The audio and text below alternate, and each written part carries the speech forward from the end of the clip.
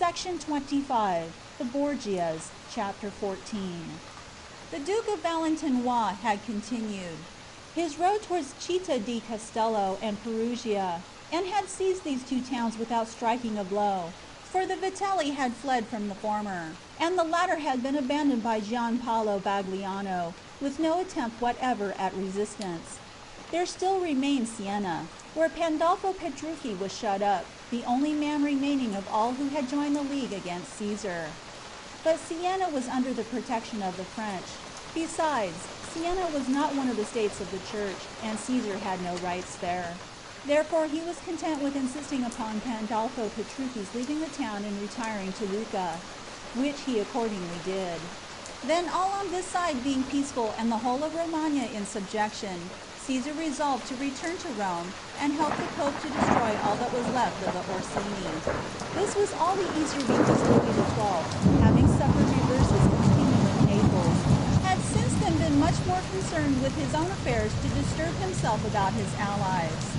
So Caesar, doing for the neighborhood of the Holy See the same thing he had done for the Romagna, seized in succession Vicovaro, Serra, Columbura, Lanzano, and Triveti. When these conquests were achieved, having nothing else to do now that he had brought the pontifical states into subjection from the frontiers of Naples to those of Venice, he returned to Rome to concert with his father as to the means of converting his duchy into a kingdom. Caesar arrived at the right moment to share with Alexander the property of Cardinal Gian Michele, who had just died, having received a poisoned cup from the hands of the Pope. The future king of Italy found his father preoccupied with a grand project. He had resolved, for the feast of St. Peter's, to create 9 cardinals. What he had to gain from these nominations is as follows. First, the cardinals elected would leave all their offices vacant. These offices would fall into the hands of the Pope, and he would sell them. Secondly, each of them would buy his election, more or less dear according to his fortune. The price, left to be settled at the Pope's fancy, would vary from 10,000 to 40,000 ducats. Lastly, since as cardinals, they would by law lose the right of making a will, the Pope, in order to inherit from them, had only to poison them. This put him in the position of a butcher who, if he needs money, has only to cut the throat of the fattest sheep in the flock. The nomination came to pass. The new cardinals were Giovanni Castellaro Valentine, Archbishop of Trani, Francesco Remolini, ambassador from the King of Aragon, Francesco Solderini, Bishop of Volterra, Melchiori Topus, Bishop of Bresina, Nicholas Priesque, Bishop of Frejas, Francesco di Strate, Bishop of Lione, Adriano Castellense, Clerk of the Chamber, Treasurer General, and Secretary of the Greeks, Francesco Boris, Bishop of Elba, Patriarch of Constantinople, and Secretary to the Pope, and Giacomo Casanova, Proto-Notary and Private Chaplain to His Holiness.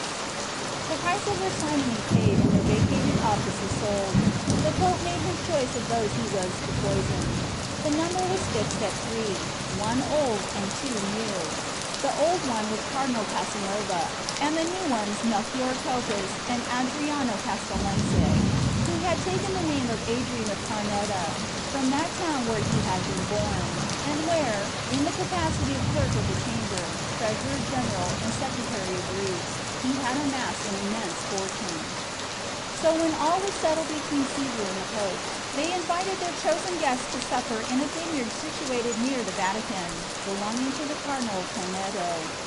In the morning of this day, the 2nd of August, they sent their servants and the steward to make all preparations, and Caesar himself gave the Pope's butlers 2 bottles of wine prepared with the white powder resembling sugar, whose mortal properties he had so often proved, and gave orders that he was to serve this wine only when he was told, and only to persons specially indicated.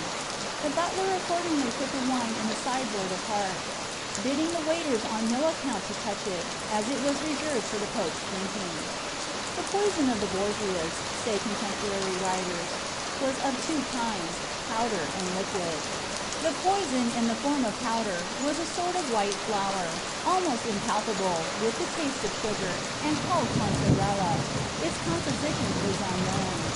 The The liquid poison was prepared, we are told, in so strange a fashion that we cannot pass it by in silence. We repeat here what we read, and vouch for nothing ourselves, lest science should give us the lie. A strong dose of arsenic was administered to a boar. As soon as the poison began to take effect, he was hung up by his heels, convulsions supervened, and a froth deadly and abundant ran out from his jaws. It was this froth, collected in a silver vessel and transferred into a bottle hermetically sealed, that made the liquid poison.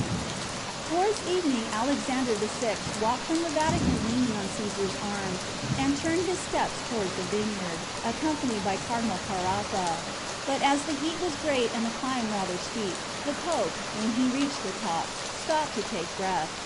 Then putting his hand on his breast, he found that he had left in his bedroom a chain he always wore around his neck, which suspended a gold medallion that enclosed the sacred host. He owed this habit to a prophecy that an astrologer had made, that so long as he carried about a sacred wafer, neither steel nor poison could take hold upon him. Now, finding himself without his talisman, he ordered Monsignor Carafa to hurry back at once to the Vatican, and told him in which part of his room he had left it, so that he might get it and bring it him without delay. Then, as the walk had made him thirsty, he turned to a valet, giving signs with his hand as he did so that his messenger should make haste, and asked for something to drink. Caesar, who was also thirsty, ordered the man to bring 2 glasses. By a curious coincidence, the butler had just gone back to the Vatican to fetch some magnificent peaches that had been sent that very day to the Pope, but which had been forgotten when he came here. So the valet went to the under-butler, saying that His Holiness and Monsignor the Duke of Romagna were thirsty and asking for a drink.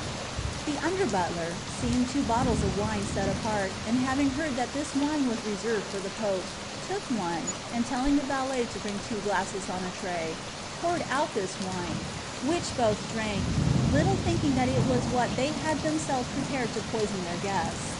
Meanwhile, Carafa hurried to the Vatican, and, as he knew the palace well, went up to the Pope's bedroom, a light in his hand, and attended by no servant. As he turned round a corridor, a puff of wind blew out his lamp. Still, as he knew the way, he went on, thinking there was no need of seeing to find the object he was in search of. But as he entered the room, he recoiled a step, with a cry of terror. He beheld a ghastly apparition. It seemed that there before his eyes, in the middle of the room, between the door and the cabinet which held the medallion, Alexander VI, motionless and livid, was lying on a bier at whose 4 corners there burned 4 torches. The cardinal stood still for a moment, his eyes fixed, and his hair standing on end, without strength to move either backward or forward. Then, thinking it was all a trick of fancy or an apparition of the devil's making, he made the sign of the cross, invoking God's holy name. All instantly vanished, torches, bier, and corpse, and the seeming mortuary chamber was once more in darkness. Then Cardinal Carafa, who has himself recorded this strange event, and who was afterwards Pope Paul IV, entered baldly, and though an icy sweat ran down his brow, he went straight to the cabinet, and in the drawer indicated found the gold chain and the medallion, took them, and hastily went out to give them to the Pope. He found supper served, the guests arrived, and His Holiness ready to take his place at table. As soon as the cardinal was in sight, His Holiness, who was very pale, made 1 step towards him. Carafa doubled his pace and handed the medallion to him, but as the Pope stretched forth his arm to take it, he fell back with a cry, instantly followed by violent convulsions. An instant later, as he advanced to render his father assistance, Caesar was similarly seized. The effect of the poison had been more rapid than usual, for Caesar had doubled the dose, and there is little doubt that their heated condition increased its activity. The 2 stricken men were carried side by side to the Vatican, where each was taken to his own room. From that moment they never met again. As soon as he reached his bed, the Pope was seized with a violent fever, which did not give way to emetics or to bleeding. Almost immediately it became necessary to administer the last sacraments of the Church, but his admirable bodily constitution, which seemed to have defied old age, was strong enough to fight 8 days with death. At last, after a week of mortal agony, he died, without once uttering the name of Caesar or Lucretia, who were the two poles around which had turned all his affections and all his crimes. His age was 72, and he had reigned 11 years. Caesar, perhaps because he had taken less of the fatal beverage, perhaps because the strength of his youth overcame the strength of the poison, or maybe, as some say, because when he reached his own ruins he had swallowed an antidote known only to himself, was not so prostrated as to lose sight for a moment of the terrible position he was in. He summoned his faithful Nicolato, with those he could best count on among his men, and disposed his band in the various rooms that led to his own, ordering the chief never to leave the foot of his bed, but to sleep lying on a rug, his hand upon the handle of his sword. The treatment had been the same for Caesar as for the Pope, but in addition to bleeding and emetics, strange baths were added, which Caesar had himself asked for, having heard that in a similar case they had once cured Ladislaus, king of Naples. 4 posts, strongly welded to the floor and ceiling, were set up in his room, like the machines at which farriers shoe horses. Every day a bull was brought in, turned over on his back and tied by his 4 legs to the 4 posts. Then, when he was thus fixed, a cut was made in his belly 1.5 feet long, through which the intestines were drawn out. Then Caesar slipped into this living bath of blood. When the bull was dead, Caesar was taken out and rolled up in burning hot blankets, where, after copious perspirations, he almost always felt some sort of relief. Every 2 hours Caesar sent to ask news of his father. He hardly waited to hear that he was dead before, though still at death's door himself. He summoned up all the force of character and presence of mind that naturally belonged to him. He ordered Nicolato to shut the doors of the Vatican before the report of Alexander's decease could spread about the town, and forbade anyone whatsoever to enter the Pope's apartments until the money and papers had been removed. Nicolato obeyed at once, went to find Cardinal Casanova, held a dagger at his throat, and made him deliver up the keys of the Pope's rooms and cabinets. Then, under his guidance, took away 2 chests full of gold, which perhaps contained 100,000 Roman crowns in specie, several boxes full of jewels, much silver, and many precious vases. All these were carried to Caesar's chamber. The guards of the room were doubled. Then the doors of the Vatican were once more thrown open, and the death of the Pope was proclaimed. Although the news was expected, it produced nonetheless a terrible effect in Rome. For although Caesar was still alive, his condition left everyone in suspense. Had the mighty Duke of Romagna, the powerful condottiere who had taken 30 towns and 15 fortresses in 5 years, been seated, sword in hand, upon his charger, nothing would have been uncertain of fluctuating even for a moment. For, as Caesar afterwards told Machiavelli, his ambitious soul had provided for all things that could occur on the day of the Pope's death, except the one that he should be dying himself.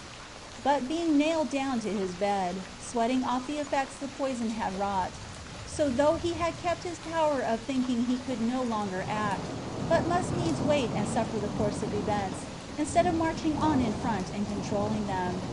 Thus he was forced to regulate his actions no longer by his own plans, but according to circumstances. His most bitter enemies, who could press him hardest, were the Orsini and the Colanas. From the one family he had taken their blood, from the other their goods. So he addressed himself to those to whom he could return what he had taken, and opened negotiations with the Colanas. Meanwhile, the obsequies of the Pope were going forward. The Vice-Chancellor had sent out orders to the highest among the clergy, the superiors of convents, and the secular orders, not to fail to appear, according to regular custom, on pain of being despoiled of their office and dignities, each bringing his own company to the Vatican, to be present at the Pope's funeral. Each therefore appeared on the day and at the hour appointed at the Pontifical Palace, whence the body was to be conveyed to the Church of St. Peter's, and there buried. The corpse was found to be abandoned and alone in the mortuary chamber, for everyone of the name of Borgia, except Caesar, lay hidden, not knowing what might come to pass. This was indeed well justified, for Fabio Orsino, meeting one member of the family, stabbed him, and as a sign of the hatred they had sworn to one another, bathed his mouth and hands in the blood. The agitation in Rome was so great that when the corpse of Alexander VI was about to enter the church, there occurred a kind of panic, such as will suddenly arise in times of popular agitation, instantly causing so great a disturbance in the funeral cortege that the guards drew up in battle array, the clergy fled into the sacristy, and the bearers dropped the bier.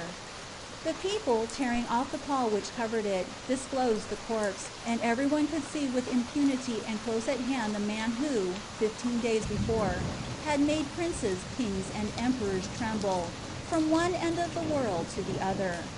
But in accordance with that religious feeling towards death which all men instinctively feel, and which alone survives every other, even in the heart of the atheist, the bier was taken up again and carried to the foot of the great altar in St. Peter's, where, set on trestles, it was exposed to public view.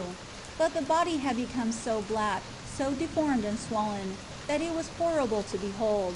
From its nose a bloody matter escaped, the mouth gaped hideously, and the tongue was so monstrously enlarged that it filled the whole cavity.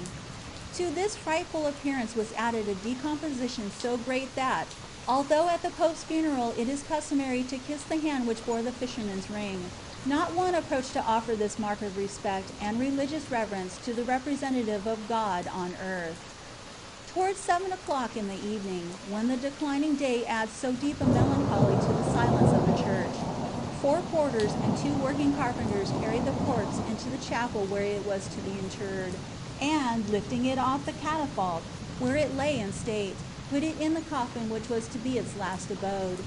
But it was found that the coffin was too short, and the body could not be got in till the legs were bent and thrust in with violent blows.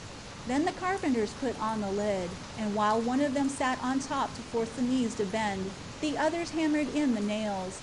Amid those Shakespearean pleasantries, that sound as a last orison in the ear of the mighty, then, says Tommaso Tommasi, he was placed on the right of the great altar of St. Peter's, beneath a very ugly tomb. The next morning this epitaph was found inscribed upon the tomb: Vendit Alexander Claves, Altaria Christum, Immerat ille prius, vendere ut potest. That is, Pope Alexander sold the Christ, the altars and the keys, but anyone who buys a thing may sell it if he please. Section 26. The Borgias, Chapter 15. From the effect produced at Rome by Alexander's death, one may imagine what happened not only in the whole of Italy, but also in the rest of the world. For a moment Europe swayed, for the column which supported the vault of the political edifice had given way, and the star with eyes of flame and rays of blood, round which all things had revolved for the last 11 years, was now extinguished, and for a moment the world, on a sudden struck motionless, remained in silence and darkness. After the first moment of stupefaction, all who had an injury to avenge arose and hurried to the chase.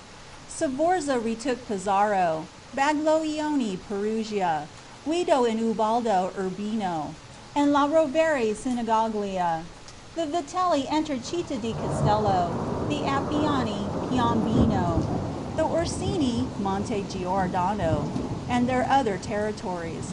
The Romagna alone remained impassive and loyal, for the people, who have no concern with the quarrels of the great, provided they do not affect themselves, had never been so happy as under the government of Caesar.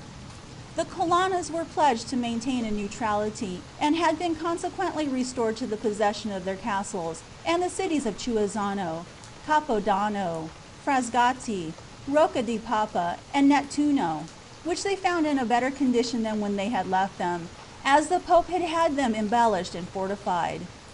Caesar was still in the Vatican with his troops, who, loyal to him in his misfortune, kept watch about the palace, where he was writhing on his bed of pain and roaring like a wounded lion. The cardinals, who had in their first terror fled, each his own way, instead of attending the Pope's obsequies, began to assemble once more, some at the Minerva, others around Cardinal Caraffa. Frightened by the troops that Caesar still had, especially since the command was entrusted to Michelato, they collected all the money they could to levy an army of 2,000 soldiers with. Charles Teneo at their head, with the title of captain of the Sacred College. It was then hoped that peace was reestablished. When it was heard that Prospero Colonna was coming with 3,000 men from the side of Naples, and Fabio Orsino from the side of Viterbo with 200 horse and more than 1,000 infantry. Indeed, they entered Rome at only 1 day's interval one from another.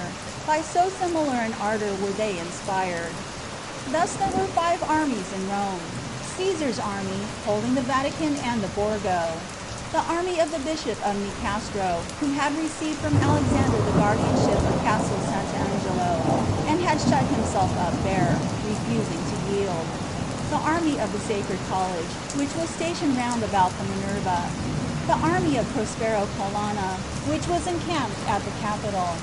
And the army of Fabio Orsino, in barracks at the Ripetta. On their side, the Spaniards had advanced to Terracino and the French to Nepi. The cardinals saw that Rome now stood upon a mine which the least spark might cause to explode. They summoned the ambassadors of the Emperor of Germany, the kings of France and Spain, and the Republic of Venice to raise their voice in the name of their masters. The ambassadors, impressed with the urgency of the situation, began by declaring the Sacred College inviolable.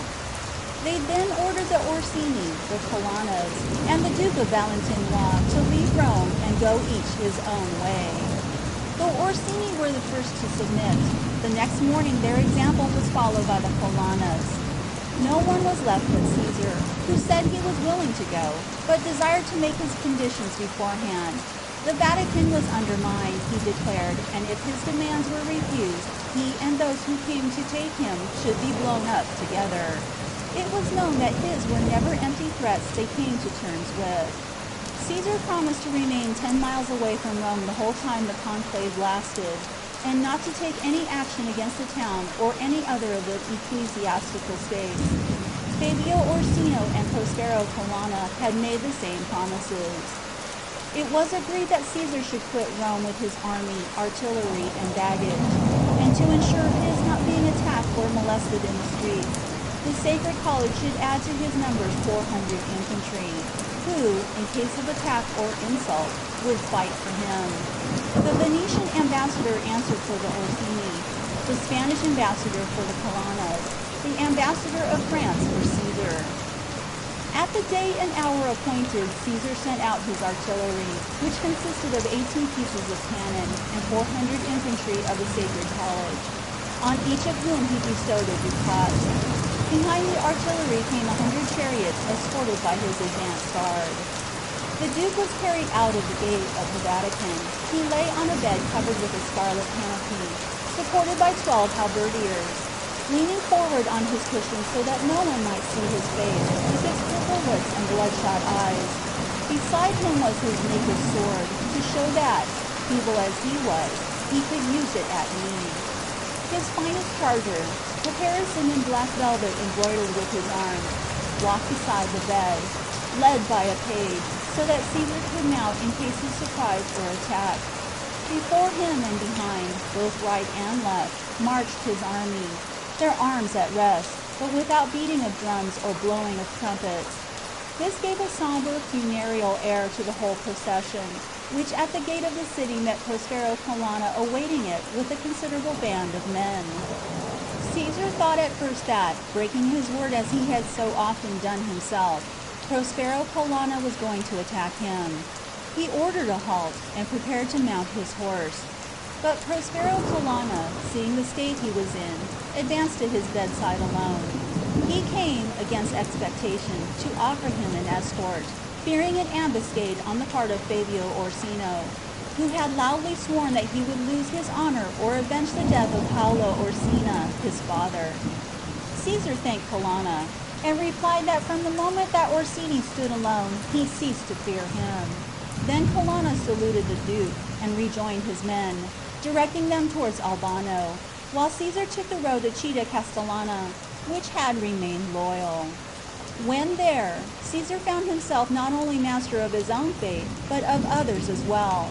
Of the 22 votes he owned in the Sacred College, 12 had remained faithful, and as the conclave was composed in all of 37 cardinals, He, with his 12 votes, could make the majority incline to whichever side he chose. Accordingly, he was courted both by the Spanish and the French party, each desiring the election of a pope of their own nation. Caesar listened, promising nothing and refusing nothing.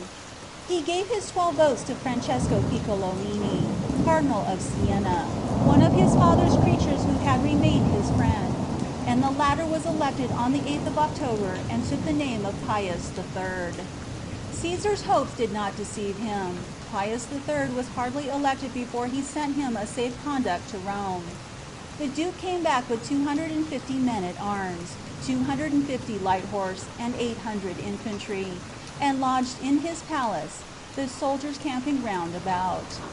Meanwhile the Orsini, pursuing their projects of vengeance against Caesar, had been levying many troops at Perugia and the neighborhood to bring against him to Rome, as they fancied that France, in whose service they were engaged, was humoring the Duke for the sake of the 12 votes, which were wanted to secure the election of Cardinal Amboise at the next conclave. They went over to the service of Spain.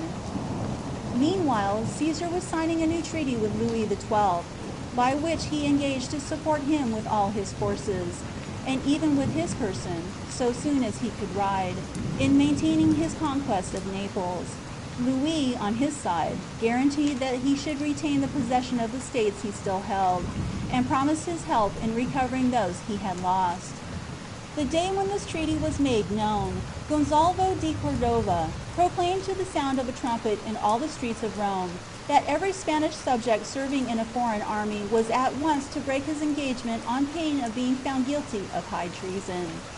This measure robbed Caesar of 10 or 12 of his best officers and of nearly 300 men. Then the Orsini, seeing his army thus reduced, entered Rome, supported by the Spanish ambassador, and summoned Caesar to appear before the Pope and the Sacred College and give an account of his crimes. Faithful to his engagements, Pius III replied that in his quality of sovereign prince, the Duke in his temporal administration was quite independent and was answerable for his actions to God alone. But as the Pope felt he could not much longer support Caesar against his enemies for all his goodwill, he advised him to try to join the French army, which was still advancing on Naples, in the midst of which he would alone find safety. Caesar resolved to retire to Bracciano, where Gian Giordano Orsino, who had once gone with him to France, and who was the only member of the family who had not declared against him, offered him an asylum in the name of Cardinal Dumas. So one morning he offered his troops to march for this town, and, taking his place in their midst, he left Rome. But though Caesar had kept his intentions quiet, the Orsini had been forewarned, and, taking out all the troops they had by the gate of San Patricio, they had made a long detour and blocked Caesar's way. So when the latter arrived at Storta, he found the Orsini's army drawn up awaiting him in numbers exceeding his own by at least one half. Caesar saw that to come to blows in his then feeble state was to rush on certain destruction. So he ordered his troops to retire, and, being a first-rate strategist, echeloned his retreat so skillfully that his enemies, though they followed, dared not attack him, and he re-entered the pontifical town without the loss of a single man. This time Caesar went straight to the Vatican, to put himself more directly under the Pope's protection. He distributed his soldiers about the palace, so as to guard all its exits. Now the Orsini, resolved to make an end of Caesar, had determined to attack him wheresoever he might be, with no regard to the sanctity of the place. This they attempted, but without success, as Caesar's men kept a good guard on every side, and offered a strong defense. Then the Orsini, not being able to force the guard of the castle Sant'Angelo, hoped to succeed better with the Duke, by leaving Rome, and then returning by the Torriani gate. But Caesar anticipated this move, and they found the gate guarded and barricaded. Nonetheless, they pursued their design, seeking by open violence the vengeance they had hoped to obtain by craft, and, having surprised the approaches to the gate, set fire to it. A passage gained, they made their way into the gardens of the castle, where they found Caesar awaiting them at the head of his cavalry. Face to face with danger, the Duke had found his old strength, and he was the first to rush upon his enemies, loudly challenging Orsino in the hope of killing him should they meet. But either Orsino did not hear him or dared not fight, and after an exciting contest, Caesar, who was numerically 2/3 weaker than his enemy, saw his cavalry cut to pieces, and after performing miracles of personal strength and courage, was obliged to return to the Vatican. There he found the Pope in mortal agony. The Orsini, tired of contending against the old man's word of honor pledged to the Duke, had by the interposition of Pandolfo Petrucci gained the ear of the Pope's surgeon, who placed a poison plaster upon a wound in his leg. The Pope then was actually dying when Caesar, covered with dust and blood, entered his room, pursued by his enemies, who knew no check till they reached the palace walls, behind which the remnant of his army still held their ground. Pius III, who knew he was about to die, sat up in his bed, gave Caesar the key of the corridor which led to the castle Sant'Angelo, and an order addressed to the governor to admit him and his family, to defend him to the last extremity, and to let him go wherever he thought fit, and then fell fainting on his bed. Caesar took his 2 daughters by the hand, and, followed by the little dukes of Sermonetta and Nepi, took refuge in the last asylum open to him. The same night the Pope died. He had reigned only 26 days. After his death, Caesar, who had cast himself fully dressed upon his bed, heard his door open at 2 o'clock in the morning. Not knowing what anyone might want of him at such an hour, he raised himself on one elbow and felt for the handle of his sword with his other hand. But at first glance he recognized his nocturnal visitor, Giuliano della Rovere. Utterly exhausted by the poison, abandoned by his troops, fallen as he was from the height of his power, Caesar, who could now do nothing for himself, could yet make a pope. Giuliano della Rovere had come to buy the votes of his 12 cardinals. Caesar imposed his conditions, which were accepted. If elected, Giuliano della Rovere was to help Caesar to recover his territories in Romagna. Caesar was to remain general of the church, and Francesco Maria della Rovere, prefect of Rome, was to marry one of Caesar's daughters. On these conditions, Caesar sold his 12 cardinals to Giuliano. The next day, at Giuliano's request, the Sacred College ordered the Orsini to leave Rome for the whole time occupied by the conclave. On the 31st of October, 1503, at the first scrutiny, Giuliano della Rovere was elected pope and took the name of Julius II. He was scarcely installed in the Vatican when he made it his first care to summon Caesar and give him his former rooms there. Then, since the Duke was fully restored to health, he began to busy himself with the re-establishment of his affairs, which had suffered sadly of late. The defeat of his army and his own escape to Sant'Angelo, where he was supposed to be a prisoner, had brought about great changes in Romagna. Cesena was once more in the power of the church, as formerly it had been. Gian Sforza had again entered Pesaro. Ordelaffi had seized Forli. Malatesta was laying claim to Rimini.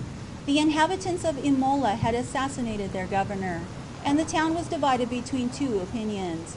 One, that it should be put into the hands of the Riani, the other, into the hands of the church. Faenza had remained loyal longer than any other place, but at last, losing hope of seeing Caesar recover his power, it had summoned Francesco, a natural son of Galeotto Manfredi, the last surviving heir of this unhappy family, all whose legitimate descendants had been massacred by Borgia. It is true that the portresses of these different places had taken no part in these revolutions, and had remained immutably faithful to the Duke of Valentinois. So it was not precisely the defection of these towns, which, thanks to their fortresses, might be reconquered, that was the cause of uneasiness to Caesar and Julius II. It was the difficult situation that Venice had thrust upon them. Venice, in the spring of the same year, had signed a treaty of peace with the Turks. Thus set free from her eternal enemy, she had just led her forces to the Romagna, which she had always coveted. These troops had been led towards Ravenna, the farthermost limit of the papal estates, and put under the command of Giacomo Venieri, who had failed to capture Cesena. and had only failed through the courage of its inhabitants. But this check had been amply compensated by the surrender of the fortresses of Val di Lamani and Faenza, by the capture of Farlim Popoli, and the surrender of Rimini, which Pandolfo Malatesta, its lord, exchanged for the sovereignty of Cittadella in the state of Padua, and for the rank of gentleman of Venice. Then Caesar made a proposition to Julius II. This was to make a momentary cession to the church of his own estates in Romagna, so that the respect felt by the Venetians for the church might save these towns from their aggressors. But, says Guicciardini, Julius II, whose ambition, so natural in sovereign leaders, had not yet extinguished the remains of rectitude, refused to accept the places, afraid of exposing himself to the temptation of keeping them later on, against his promises. But as the case was urgent, he proposed to Caesar that he should leave Rome, embark at Ostia, and cross over to Spezia, where Michelotto was to meet him at the head of 100 men at arms and 100 light horse, the only remnant of his magnificent army, thence by land to Ferrara, and from Ferrara to Imola, where, once arrived, he could utter his war cry so loud that it would be heard through the length and breadth of Romagna. This advice being after Caesar's own heart, he accepted it at once. The resolution submitted to the Sacred College was approved, and Caesar left for Ostia, accompanied by Bartolomeo della Rovere, nephew of His Holiness. Caesar at last felt he was free, and fancied himself already on his good charger, a second time carrying war into all the places where he had formerly fought. When he reached Ostia, he was met by the cardinals of Sorrento and Volterra, who came in the name of Julius II to ask him to give up the very same citadels which he had refused 3 days before. The fact was that the Pope had learned in the interim that the Venetians had made fresh aggressions, and recognized that the method proposed by Caesar was the only one that would check them. But this time it was Caesar's turn to refuse, for he was weary of these tergiversations and feared a trap. So he said that the surrender asked for would be useless, since by God's help he should be in Romagna before 8 days were past. So the cardinals of Sorrento and Volterra returned to Rome with the refusal. The next morning, just as Caesar was setting foot on his vessel, he was arrested in the name of Julius II. He thought at first that this was the end. He was used to this mode of action, and knew how short was the space between a prison and a tomb. The matter was all the easier in his case, because the Pope, if he chose, would have plenty of pretexts for making a case against him. But the heart of Julius was of another kind from his, swift to anger but open to clemency. So, when the Duke came back to Rome guarded, the momentary irritation his refusal had caused was already calmed, and the Pope received him in his usual fashion at his palace, and with his ordinary courtesy, although from the beginning it was easy for the Duke to see that he was being watched. In return for this kind of reception, Caesar consented to yield the fortress of Casenna to the Pope, as being a town which had once belonged to the Church, and now should return. Giving the deed, signed by Caesar, to one of his captains, called Pietro de Oviedo, he ordered him to take possession of the fortress in the name of the Holy See. Pietro obeyed, and starting at once for Casenna, presented himself armed with his warrant before Don Diego Chinon, a noble condottiere of Spain, who was holding the fortress in Caesar's name. But when he had read over the paper that Pietro de Oviedo brought, Don Diego replied that as he knew his lord and master was a prisoner, it would be disgraceful in him to obey an order that had probably been wrested from him by violence, and that the bearer deserved to die for undertaking such a cowardly office. He therefore bade his soldiers seize de Oviedo, and flung him down from the top of the walls. This sentence was promptly executed. This mark of fidelity might have proved fatal to Caesar. When the Pope heard how his messenger had been treated, he flew into such a rage that the prisoner thought a second time that his hour was come, and in order to receive his liberty, he made the first of those new propositions to Julius II, which were drawn up in the form of a treaty and sanctioned by a bull. By these arrangements, the Duke of Valentinois was bound to hand over to His Holiness, within the space of 40 days, the fortresses of Casenna and Bertinoro, and authorize the surrender of Forli.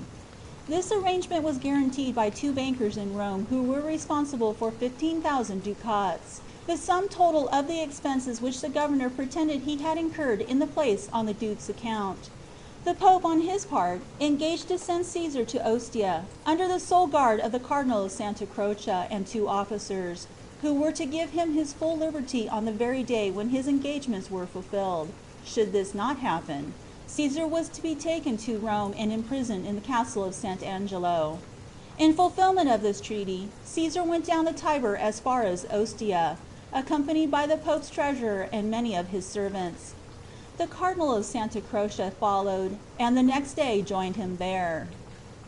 But as Caesar feared that Julius II might keep him a prisoner, in spite of his pledged word after he had yielded up the fortresses, he asked, through the mediation of Cardinals Borgia and Remolina, who, not feeling safe at Rome, had retired to Naples, for a safe conduct to Gonzalvo of Cordova, and for two ships to take him there. With the return of the courier the safe conduct arrived, announcing that the ships would shortly follow. In the midst of all this, the Cardinal of Santa Croce, learning that by the Duke's orders, the governors of Casena and Bertinoro had surrendered their fortresses to the captains of His Holiness, relaxed his rigor, and knowing that his prisoner would some day or other be free, began to let him go out without a guard. Then Caesar, feeling some fear lest when he started with Gonzalvo's ships the same thing might happen as on the occasion of his embarking on the Pope's vessel, that is, that he might be arrested a second time, concealed himself in a house outside the town, and when night came on, mounting a wretched horse that belonged to a peasant, rode as far as Nettuno, and there hired a little boat, in which he embarked for Monte Dragone, and thence gained Naples. Gonzalvo received him with such joy that Caesar was deceived as to his intention, and this time believed that he was really saved. His confidence was redoubled when, opening his designs to Gonzalvo, and telling him that he counted upon gaining Pisa and thence going on into Romagna, Gonzalvo allowed him to recruit as many soldiers at Naples as he pleased, promising him two ships to embark with. Caesar, deceived by these appearances, stopped nearly 6 weeks at Naples, every day seeing the Spanish governor and discussing his plans. But Gonzalvo was only waiting to gain time to tell the King of Spain that his enemy was in his hands, and Caesar actually went to the castle to bid Gonzalvo goodbye, thinking he was about to start after he had embarked his men on the two ships. The Spanish governor received him with his accustomed courtesy, wished him every kind of prosperity, and embraced him as he left. But at the door of the castle, Caesar found one of Gonzalvo's captains, Nuno Capahea by name, who arrested him as a prisoner of Ferdinand the Catholic. Caesar at these words heaved a deep sigh, cursing the ill luck that had made him trust the word of an enemy when he had so often broken his own.